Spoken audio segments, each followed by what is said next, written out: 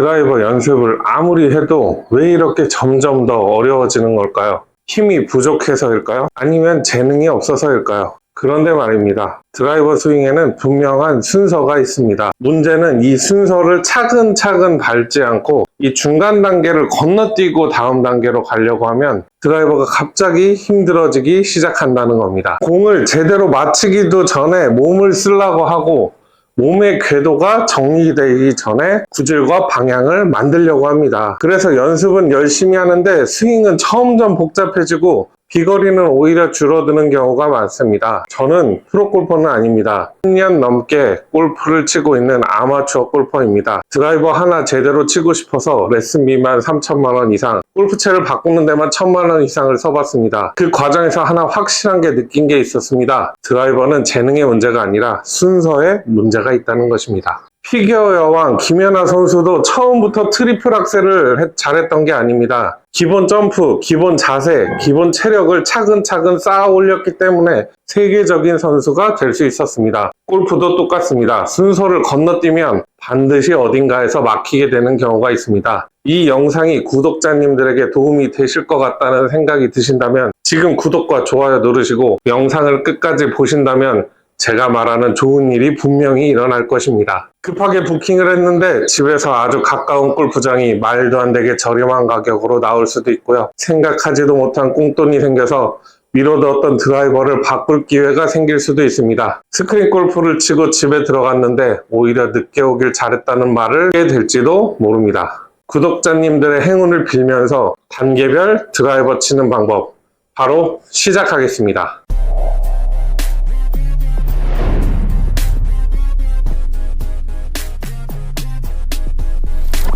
드라이버 스윙의 첫 번째 단계는 정타를 만드는 단계입니다. 이 단계에서 비거리가 늘어나지 않는 이유는 몸을 안 써서가 아닙니다. 정타를 못 때리기 때문입니다. 실제로 드라이버 비거리에서 페이스의 이 중앙, 소위 말하는 스윗 스팟에 맞느냐 아니냐가 70% 이상을 차지하게 됩니다. 그래서 지금 단계에서는 몸을 더 쓰는 것보다 정타에 집중하는 것이 무엇보다 우선이 되어야 합니다. 그런데 많은 분들이 이 단계에서부터 벌써 몸을 쓰려고 하고 회전을 자꾸 더 하려고 합니다. 하지만 정타가 없는 상태에서 몸을 더 쓰면 쓸수록 맞출 확률은 오히려 더 떨어질 수밖에 없습니다. 그래서 이 단계에서는 몸보다 먼저 채를 잘 휘두르는 연습이 필요합니다. 이 어깨와 팔, 손목을 사용해서 팔로만 치는 스윙을 먼저 만들어야 됩니다. 그리고 정타를 맞추는 그 감각을 내 몸에 기억하도록 해야 됩니다. 이 단계에서는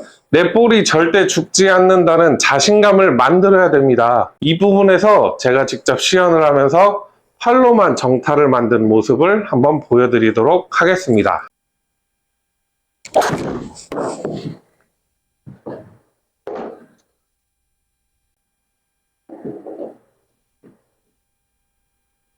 정타가 어느 정도 맞기 시작하면 자연스럽게 다음 단계로 넘어갈 수 있게 됩니다. 이 단계에서는 몸의 회전과 이 궤도를 만들어가는 단계입니다. 이때부터 드로우가 좋을지 페이드가 좋을지 한 번쯤 고민해 보셔도 좋습니다. 몸을 쓰기 시작하면은 초반에는 비거리가 줄어드는 상황이 올 수도 있습니다. 하지만 이건 절대 실패가 아닙니다. 연습 과정 속에서 실력이 자라고 있다는 신호입니다. 몸의 움직임이 정리가 되면 비거리는 다시 살아나고 1단계보다 훨씬 더 큰 비거리를 낼 수 있게 됩니다. 이 몸을 쓰는 스윙은 이 가동 범위와 타이밍이 잘 맞아야지 에너지가 전달이 됩니다. 이 구간에서는 이 스윙이 굉장히 커지고 그 다음에 빠르고 강하게 치는 준비 과정을 겪어야 됩니다. 특히 가동 범위를 넓히는 연습이 필요합니다. 백스윙에서 헤드의 아크를 크게 가져가고 탑까지 충분히 백스윙을 올릴 수 있어야 됩니다. 그리고 다운스윙에서는 바로 힘을 쓰는 것이 아니라 허리 구간까지 힘을 딜레이 시켰다가 허리 아래에서부터 임팩트 구간까지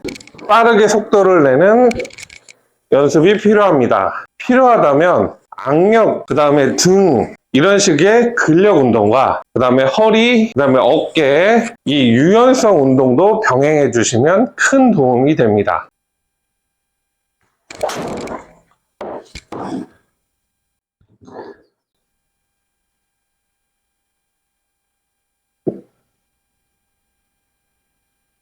3단계부터는 스윙 자체에 큰 문제가 없습니다. 이제는 내가 드라이버를 어떻게 휘두르고 있는지, 이 채의 무게는 내 힘에 맞는지, 이 휘두르는 속도는 어떻게 되는지 정확하게 느낄 수 있는 그런 단계입니다. 드로우와 페이드 같은 좌우 방향뿐만 아니라 높고 낮은 탄도의 조절까지도 가능해지는 단계입니다. 이 정도 실력이라면 사실 드라이버는 부담이 아니라 즐길 수 있는 클럽이 됩니다. 그래서 자연스럽게 드라이버보다는 어프로치라든지 퍼터 같은 숏게임에 더 집중할 수 있는 여유가 생깁니다. 이 단계에서는 장비의 특성이 일관성 있는 결과로 반영이 될 수 있습니다.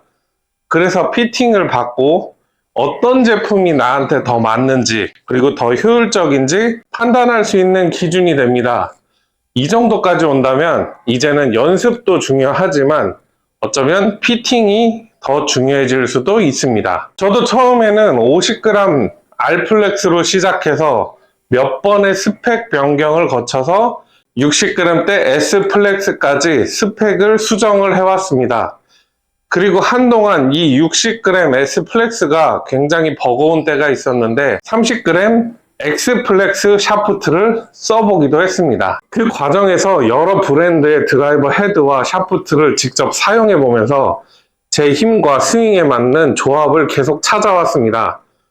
비거리 면에서는 테일러메이드나 코브라 제품이 좋았고 타구감에서는 핑이나 캘러웨이도 괜찮았습니다.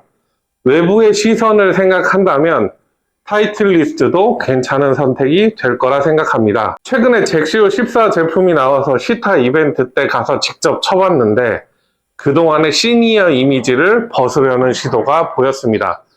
타구음, 타감뿐만 아니라 여러 면에서 잭시오 14 플러스 제품이 상당히 젊은 감각이 돋보이고 있었습니다. 이 드라이버는 어렵기 때문에 안 되는 게 아닙니다. 단계별 순서를 건너뛰면은 누구나 어려워질 수밖에 없습니다. 정타, 그리고 몸의 궤도, 제품의 선택, 이 단계와 순서를 이해하면 드라이버는 훨씬 더 단순해질 수 있습니다. 이 영상을 보시고 내가 어느 정도의 위치에 와 있는지 댓글로 남겨주셔도 좋습니다. 궁금한 점이 있으시다면 편하게 질문도 남겨주셔도 좋겠습니다.